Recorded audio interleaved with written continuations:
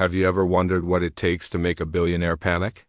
We often see them as untouchable figures, gliding above the economic turbulence that affects the rest of us. But there was a time, a specific crisis, so severe that it sent shockwaves through the world's wealthiest elite. This wasn't just any downturn. It was a storm that threatened to capsize even the most luxurious yachts. I'm talking about the Great Recession of 2008. Picture this: Wall Street, the supposed bedrock of global finance, is crumbling. Giants like Lehman Brothers, institutions that seemed immortal, vanished overnight. The stock market was in a free fall, wiping out trillions of dollars in wealth. For the average person, it was a nightmare of lost jobs, foreclosed homes, and evaporating savings. But for the ultra-rich, it was a different kind of terror. Their vast fortunes, tied up in complex investments, stocks, and real estate, were bleeding value at an unprecedented rate. For years, many billionaires had been playing a high-stakes game, fueled by cheap credit and complex financial instruments like mortgage-backed securities and credit default swaps. It was a golden era of leverage. They weren't just investing their own money. They were borrowing astronomical sums to multiply their bets. When the housing market bubble burst, it triggered a domino effect. The very assets they thought were rock solid turned out to be built on sand. Imagine waking up to find your net worth cut in half. That was the reality for many. Forbes reported that in 2009, the world lost 332 billionaires. That's nearly a third of the list from the previous year. The collective net worth of the world's billionaires plummeted by almost $2 trillion. To put that in perspective, that's more than the entire economy of countries like Canada or Italy at the time.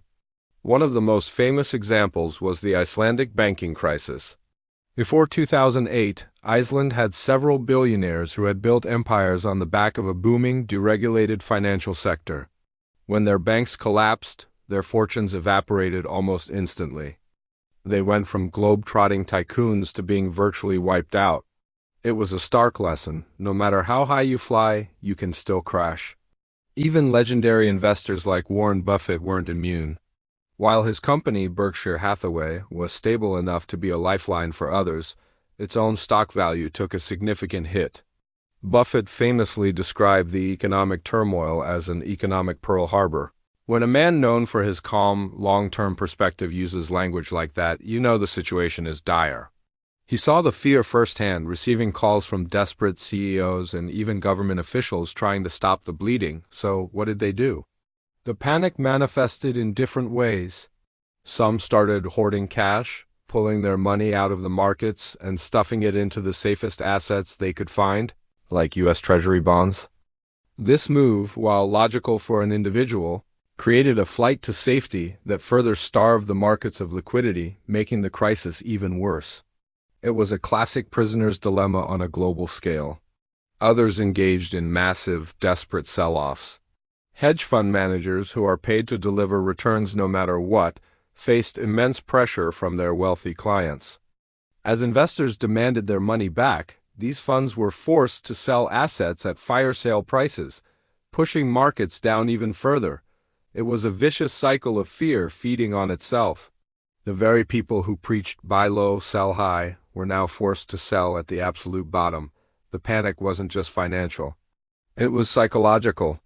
The social circles of the elite were buzzing with anxiety. Lavish parties were canceled, extravagant purchases were put on hold. The mood in places like Davos and the Hamptons shifted from confident exuberance to quiet dread. Their entire worldview, one built on the premise of continuous growth and financial ingenuity, was being challenged. They discovered that they weren't masters of the universe after all. They were just as vulnerable to systemic risk as anyone else. But here's the most interesting part of the story. While many panicked, a select few saw the crisis not as an end, but as a once-in-a-generation opportunity. These were the contrarians, the investors who had been warning about the bubble for years. While others were selling, they were buying. John Paulson, a hedge fund manager, became a legend by betting against the U.S. housing market. He used credit default swaps to short subprime mortgages, a move that made his firm an estimated $15 billion in 2007 alone. While the world was collapsing, he was making one of the greatest trades in history. It required nerves of steel and an unwavering belief in his analysis, even when everyone else called him crazy. Similarly, Warren Buffett, despite the hit to his portfolio, didn't just hide. He started deploying his massive cash reserves. He made strategic investments in solid companies that were being unfairly punished by the market panic, like Goldman Sachs and General Electric. He essentially provided a vote of confidence when no one else would, and he was rewarded handsomely for it. He wasn't just buying stocks. He was buying fear. So what lessons can we learn from this billionaire panic? First, leverage is a double-edged sword.